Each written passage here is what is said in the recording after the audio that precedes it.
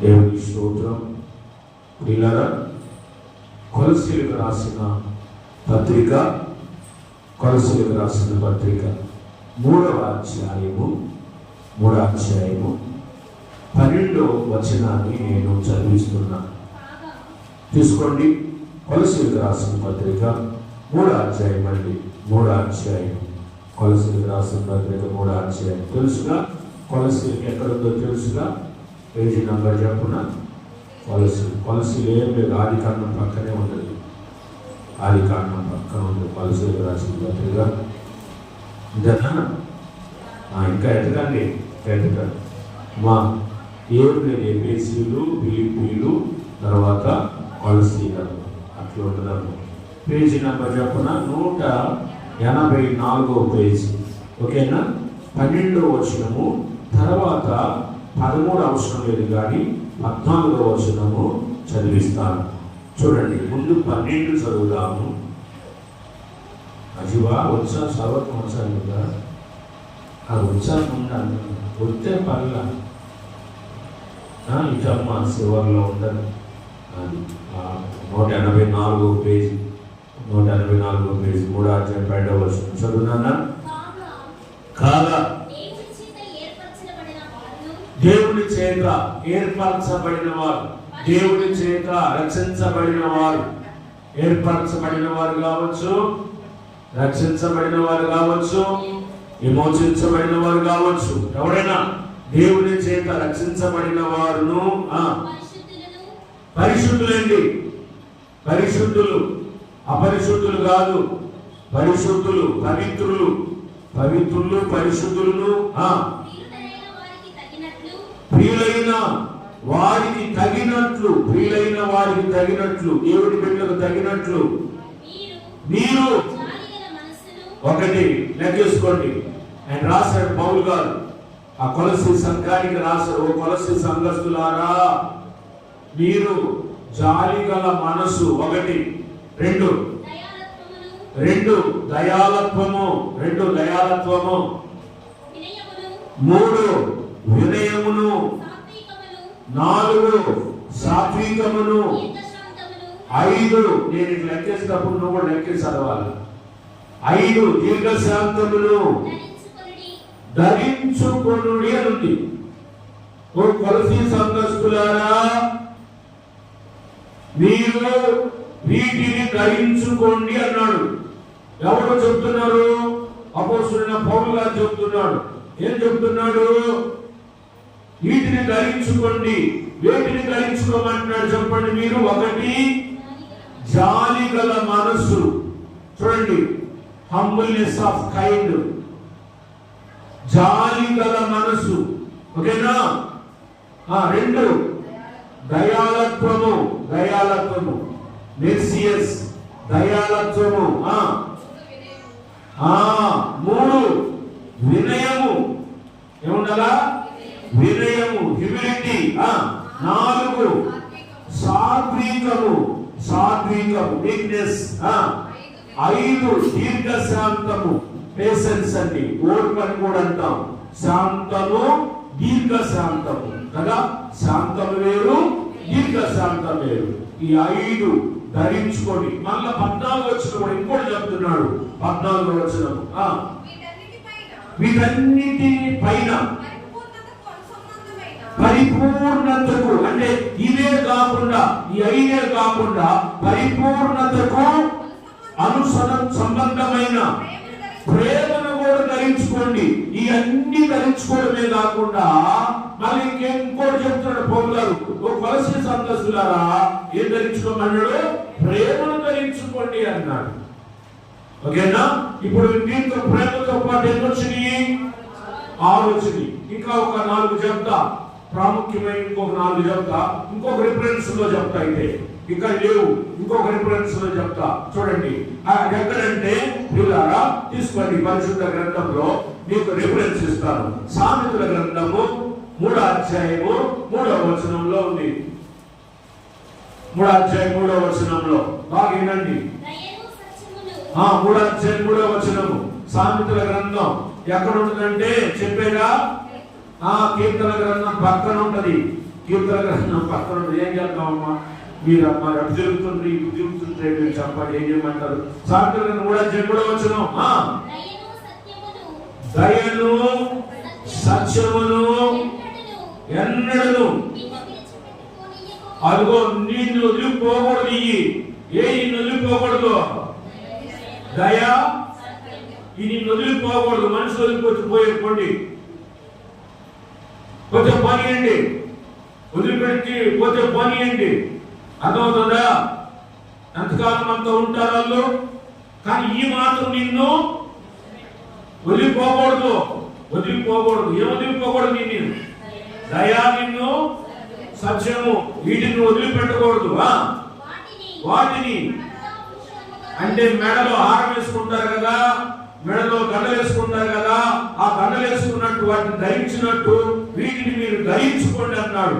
దయను సత్యం. ఇందాక వచ్చింది దయ, వచ్చింది ఇందాక. దయాలత్వం అంటే అదే, దయనే అర్థమే. కాబట్టి ఇది 7వది కదా, సత్యము 7. సత్యమును ధరించుకోవాలి అని చెప్తున్నాడు. తర్వాత మరొక వాక్యంలో చూద్దాము. ఇంకొక రిఫరెన్స్ నేను మీకు ఇస్తాను. యోబు గ్రంథం 29వ అధ్యాయము 14వ వచనం. యోబు గ్రంథం ఇంకొక చదవండి. పొద్దుకోకులు అమూల్య కాదు అంటే వాడు తీసుకున్నాడే పాపం, ముందుగా తీసుకున్నాడు. అందుకని ఇంకొకటి చదవండి. లేదంటే రత్నకుమారి ఆ అమ్మాయి వాళ్ళిద్దరే ఎత్తుకునేది వాక్యం. 29 ధైర్యంగా వాళ్ళు వాక్యం చదవడానికి ధైర్యం కూడా ఉండాలండి. ధైర్యం ఉండాలా ఏమండి? చదివితే ఆశీర్వాదం అనే ఆ తలంపు కూడా రావాలి. ఓకేనా? రైట్. 29 అజీబాబు పర్లేదు అజీబాబు ఇరుసార్లు ఎత్తుకోకపోతే కనపడతాయి మామ, నీకు కనపడతాయి కానీ చదివినప్పుడు కూడా తీసావా? చదువు మరి చదవడం రాదు. సరే తీసావా? 29వ అధ్యాయము 14వ వచనంలో ఏముందో చూడండి. నేను నీతిని అబ్బా బలి ధైర్యంగా చదువుతున్నావి. ఆ మాట నాకు రోషం వచ్చినట్టుంది. మంచిది. నేను నీతిని వస్త్రముగా ధరించుకొని ఉంటిని కనుక అది. కాబట్టి ఇంకోటి ధరించుకోవాలా. ఇప్పుడు ఎన్ని చెప్పాను నేను? 7 చెప్పాను. 7 ఒకసారి చెప్పండి. మీరు అనండి, మీరు చెప్పండి. ఫస్ట్ నుంచి చెప్పండి. 1 జాలి గల మనసు చెప్పండి. దయాలత్వము, వినయము, సాత్వికము, దీర్ఘశాంతమయుడు. 6 ప్రేమ. ప్రేమ చెప్పలేదే, అసలైనది, సిసలైనది. నువ్వు ఎన్నున్నా ప్రేమ లేకపోతే ఎదురుని అంటాడు పౌలు. ప్రేమ 6. 7 సత్యము. ఇప్పుడు 8వది కదా. 8వది ఏది అన్నాడు? నీతిని ధరించుకోండి అన్నాడు. 8వది నీతిని ధరించుకోండి అన్నాడు. కాబట్టి ఇవన్నీ మనము ధరించుకోవడం అంటే ఈ మన దగ్గర ఉండాలని అర్థము. అర్థమైన తెలుగు భాషలో మీకు చెప్పాలంటే ధరించుకోవడం అంటే ఇవి నీ దగ్గర ఉండాలా, నువ్వు కలిగి ఉండాలా, వీటిని నువ్వు సంపాదించుకోవాలి. కాబట్టి ప్రియులారా, ఇది ఏమంటాడు? నేను నీతిని ధరించుకున్నానని చెప్తున్నాడు. ఓకేనా? 8. మళ్ళీ ఇంకొక మొత్తం 10 చెప్తానన్నాను కదా. ఆ తర్వాత ఇంకొక 2 చెప్పేసి ఇప్పుడు నేను పాయింట్ అవుట్ లోకి వెళ్తాను. అంటే నేను పాయింట్ అవుట్ చేస్తాను. ఓకేనా? మీరు కూడా పాయింట్ అవుట్ చేయొచ్చు. ఓకేనా? ఇప్పుడు ఇది మీకు చెప్పాను. 9వది యెషయా గ్రంథము 52వ అధ్యాయము 1వ వచనం. 52వ అధ్యాయం 52వ అధ్యాయం చదువున్నాను. 1వ అధ్యాయం 1వ వచనమే. లెమ్ము. ఈ వాక్యము నేను చెప్పినట్టుంది. గుర్తుందా? చెప్పేనా చెప్పలేదా? వాణిలమ్మా గుర్తుందా? వాణిలే. కాబట్టి సియోను లెమ్ము, నీ బలమేందో గతంలో చెప్పాను. మీ బలమేందో చెప్పా. నీ బలమేందో చెప్పా, నా బలమేందో చెప్పా. నా బలము ప్రార్థనే, నా బలము యేసయ్యే, నా బలము యేసయ్యే, నా బలము. నిన్న ఒక వాక్యం చదువుతున్నప్పుడు యోబుని గురించి ఒక మాట రాశాడు ఆ పుస్తకంలో. యోబు అన్ని పోగొట్టుకున్నా ఒకరిని పోగొట్టుకోవాలా. ఎవరిని? దేవుణ్ణి పోగొట్టుకోవాలా. దేవుడు నాకు కావాలన్నాడు. అన్ని పోయినా బాధపడలా, దుఃఖపడలా, ఏమండి చింతించలా. అయ్యో ఎన్ని పోయినాయే, నాకు ఎప్పుడు వస్తాయా అని దుఃఖపడలా. వాటి విషయమైగా దుఃఖపడింది. బిడ్డల విషయమైతే చనిపోతే ఏడిస్తే ఏడ్చుండొచ్చు, బాధపడుండొచ్చు. ఆస్తి విషయం అయిపోతే బాధపడుండొచ్చు. అది పెద్ద విశేషం కాదు. దేవుని విషయంలో చాలా జాగ్రత్తగా ఉన్నాడు. దేవుని విషయంలో చాలా జాగ్రత్తగా ఉన్నాడు. కాబట్టి దేవుని నేను పోగొట్టుకోకూడదు. ఈ పోయినా మళ్ళా నాకు తిరిగి వస్తాయి, దేవుడు ఇస్తాడు అని నిరీక్షణ, విశ్వాసం ఉంది ఆయనకి. కాబట్టి దేవుడిని పోగొట్టుకోవాలా. మనం దేవుడిని పోగొట్టుకోకూడదు. దేవుడు లేకుండా మన జీవితం వ్యర్థం. దేవుడు లేకుండా మన జీవితం వ్యర్థం. దేవుడు లేని జీవితం సున్నా. దేవుడు లేని జీవితం సున్నా. దేవుడున్న జీవితం ఏంటి? సున్నా కాదు. సున్నా పక్కన ఒకటి చేర్చండి, విలువ వస్తుంది దానికి. దేవుడున్న జీవితం విలువైన జీవితం. తెలుసా? నీకు ఎవరు కావాలంటే దేవుడు కావాలి. ఒక రాజు, నేను చెప్పాను మీకు, ఒక రాజు రాజ్యంలో ప్రజలకు ప్రకటన చేశాడు. లోక గారు, కొన్నేరు గారు, మీ మనవడు పిలుస్తున్నాడు, నేను పిలుతున్నా. చూడండి, రాజు రాజ్యంలో ప్రకటన చేశాడు ప్రజలకి, మీకు కావలసినవన్నీ ఎత్తుకొని పోండి, నా దగ్గరకు వచ్చి తీసుకొని పోండి అన్నాడు. అందరూ ఎవరు కావలసిన వాళ్ళు తీసుకొని పోతున్నారు. చెప్పాడు, రాజే ప్రకటన చేశాడు. డబ్బు కావాల్సిన డబ్బు, బంగారం కావాల్సిన బంగారం, ఎండి కావాల్సిన ఎండి అండి, ధాన్యం కావాల్సిన ధాన్యం, ఏవి కావాల్సి ఉంటే ఎత్తుకొని పోండి. రాజ్యంలో, ఆయన రాజ్యంలో కొద్దిగా ఉంది రాజుకి, ఎవరు కావాల్సిన వాళ్ళు పట్టుకెళ్తున్నారు. ఆఖరు ఒక ఆయన రాజు కుర్చీ కూడా పట్టుకొని పోయినాడు. అయితే మంత్రి మాత్రము ఏమి పట్టుకెళ్ళా. అప్పుడు రాజు అడిగాడు మంత్రిని. ఏమని అడిగాడంటే, సైన్యాధ్యక్షులు పట్టుకెళ్లారు, సైన్యం పట్టుకెళ్లారు, ప్రజలు పట్టుకెళ్లారు, మంత్రిగా నువ్వేం పట్టుకెళ్ళలేదంటే, నువ్వు ఉంటే చాలు రాజా, నాకు చాలు అన్నాడు. నువ్వు ఉంటే నాకు చాలు, నువ్వు నాకు కావాలి, నువ్వు ఉంటే నాకు అన్ని ఉన్నట్టే. పాట పాడటం కాదు, నువ్వు ఉంటే నాకు చాలు యేసయ్యా. వద్దులే, పాటల వరకే పరిమితమయ్యి జీవితంలోకి అన్వయించుకోవడం లేదు. కాబట్టి రాజుగా నువ్వు ఉంటే చాలు, యేసయ్య ఉంటే చాలు, అన్ని ఉన్నట్టే. అందుకే అసాబ్ అన్నాడు, ఆకాశమందులో భూమి ఎందులో, భూమి ఎందులో ఆకాశమందులో నువ్వు తప్ప నాకెవరున్నారు? నువ్వు ఉంటే నాకు ఏది నాకు అక్కర్లేదు. దేవుడు బిడ్డ, దేవుడు లేని జీవితం వ్యర్థం అండి, వేస్ట్. అసలు వేస్ట్. మీరు జాగ్రత్తగా ఉండండి, మంచి సాక్ష్యాన్ని కలిగి ఉండండి. చచ్చిపోయిన తర్వాత నీ గురించి సాక్ష్యం రావాలి. అర్థమైందా విజయ్ కుమార్ గారు? అర్థమవుతుందా? బాప్తీసం తీసుకున్నాం, రక్షణ పొందాం, ఎంత జాగ్రత్తగా ఉండాలో తెలుసా? ఇష్టం వచ్చినట్టు మాట్లాడకూడదు, ఇష్టం వచ్చినట్టు తిట్టకూడదు, ఈ నోట బూతులు రాకూడదు. ఎన్నోసార్లు చెప్పాడు, పరిశుద్ధులు మాట్లాడే మాటలు కావాలి. జాగ్రత్త. ఇష్టం మీ అందరికీ చెప్తున్నా, నేను ఎన్నోసార్లు చెప్పాను, నోరు అదుపులో పెట్టుకోండి అని. యోబు నోటి పాపం కూడా చేయలా, యోబు నోటి పాపం కూడా చేయలా. గుర్తుపెట్టుకోండి, నోరు కూడా బాగుండాలా, పవిత్రంగా ఉండాలి. తిట్టి సారీ అంటాం కాదు, తిట్టి క్షమించమని అంటాం కాదు. అది పెద్ద విశేషమేమి.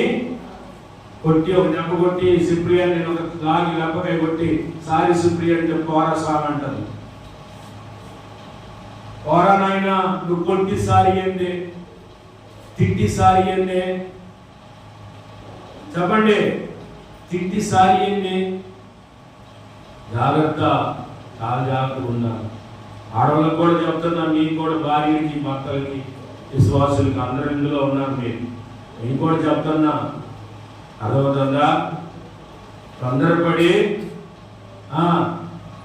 ఒకప్పుడు మా పాస్టర్ను వణికించాను. మీరు నమ్మండి, వణికించా. ఈరోజు నన్ను వణికెత్తుంది. నోరు మూసుకొని పోతున్నా, పాపం వస్తుంది నాకు కూడా. నేనేం మనిషిని కానా? నేను మనిషినేగా, సావుకు నేను మనిషినేగా, నేనేం దేవదత్తును కాదుగా. నాకు కోపతాపాలనేవి వస్తాయి కదా, పాపం వస్తుంది. ఏం చేస్తాం? ఎవరో తగ్గాలి, తప్పదు. నోట వ్యర్థమైన మాటలు వస్తే నేను దేవుడికి లెక్క చెప్పాలి, ఎవరికి చెప్పాల్సిన అవసరంలా. కొంతమంది అంటారు, ప్రభుత్వానికి నేను లెక్క చెప్పాల్సిన అవసరంలా, ఇంట్లో వాళ్ళకి లెక్క చెప్పాల్సిన అవసరం. కొన్నిసార్లు అంటారు భర్తలు కూడా, నీకు లెక్క చెప్పాల్సిన అవసరమా? ఏమంటాడు అజబ్బా, నీకు చెప్పాల్సిన అవసరం నాకు లేదు అనొచ్చు నీ హస్బెండ్. నీకు లెక్క చెప్పాల్సిన అవసరం లేదు. లేదా వాళ్ళు అమ్ముతుండొచ్చు, ఆమె నీకు లెక్క చెప్పాల్సిన అవసరం నాకు, ఇంట్లో వాళ్ళకి నేను ఎవరికి లెక్క చెప్పాల్సిన అవసరం లేదని నువ్వు అనొచ్చు. కానీ ఎవరికి లెక్క చెప్పాలి గారు? చెప్పు. నువ్వు భాగ్యానికి లెక్క చెప్పకపోవచ్చు, నీ బిడ్డలకు నువ్వు లెక్క చెప్పకపోవచ్చు, మీకు చెప్పాల్సిన అవసరం లేదనొచ్చు. కానీ దేవుడికి నువ్వు లెక్క చెప్పాలి, గుర్తుపెట్టుకో. దేవుడికి నువ్వు లెక్క చెప్పాలి, అది నువ్వు మర్చిపోవద్దు. సోదరి, నువ్వు కూడా లెక్క చెప్పాలి, దేవుడికి లెక్క చెప్పాలి. అందుకే నేను కూడా బోధకు తగినట్టు నడుచుకుంటాను. దేవుడికి స్తోత్రం. హల్లెలూయా. ఎట్ట పడితే అట్లా నడుచుకోను. నా బోధ వేరు, నా క్రియలు వేరుగా ఉండవు. నా బోధ వేరు, నా ప్రవర్తన వేరుగా ఉండదు. నా బోధకు తగినట్టే నా ప్రవర్తన, నా క్రియలు. కనుక దేవుని బిడ్డ జాగ్రత్త, వీటిని ధరించుకోండి, బలాన్ని ధరించుకోండి. ఇంకోటి చెప్తున్నాడు, ఏమన్నాడు చూడండి, నీ సుందర వస్త్రములు. 52వ అధ్యాయం 1వ వచనంలో నీ సుందర వస్త్రములు. ఇది 10వది. 9వదేమో బలము, 10వది సుందర వస్త్రములు. సుందర వస్త్రాలు. సుందర వస్త్రాలు ఏంటి? ఇంటి గురించి అనుకున్నారు. ఈ వస్త్రాలు వేసుకోండి. నిన్న ఒక ఆయన నాకు ఫోన్ చేశాడు, ఒక పెద్ద ఆయన, సంఘ పెద్ద నాకు ఫోన్ చేశాడు. సార్, మీరు ఒక ఊరు వెళ్ళాలి, వాకింగ్ చెప్పడానికి 3 రోజులు అన్నాడు. ఏ ఊరు సార్ అన్నా? బిలాయ్ అన్నాడు. బిత్రపోయి. బిలాయ్ ఇక్కడుందా? కలకత్తా దగ్గరది. ఆడికి వెళ్ళి 3 రోజులు వాకింగ్ చెప్పాలన్నాడు. సరే సార్, చెప్తాను సార్, వెళ్తాను సార్ అన్నాడు. అయితే వెళ్ళేటప్పుడు నువ్వు ఎట్ట వెళ్ళాలో తెలుసా? మంచి బాగా వస్త్రాలు ధరించుకొని వెళ్ళాలన్నాడు. మంచి వస్త్రాలు ధరించుకొని వెళ్ళాలా అన్నాడు. ఆ మాట ఎందుకు చెప్పాడు నాకు అర్థం. నువ్వు మంచి వస్త్రాలు వేసుకుని వెళ్ళా. నేను అన్నాను, సార్ నేను బయటకు సూట్ ఎత్తాను కదా సార్ అన్నాను. మంచి సూట్లు వేసుకో అన్నాడు. వాక్యం కూడా ఎట్లా చెప్పాలి తెలుసా? మా సంఘంలో చెప్పినట్టు అంత బ్రహ్మాండంగా చెప్పాలి నువ్వు అన్నాడు. తప్పనిసరిగా సార్, శబ్దాన్ని సార్ అని అన్నాడు. నీకు తెలుసుగా మీ సంఘంలో ఎట్లా చెప్పిన వాక్యము అని చెప్పాడు. చెప్పావు 700 మంది సంఘం అది, కాబట్టి అంతకంటే బాగా చెప్పాలా అని చెప్పేసి అన్నాడు. తప్పనిసరిగా సార్. కాబట్టి వస్త్రాలు ప్రస్తావన వస్తే చెప్తారు.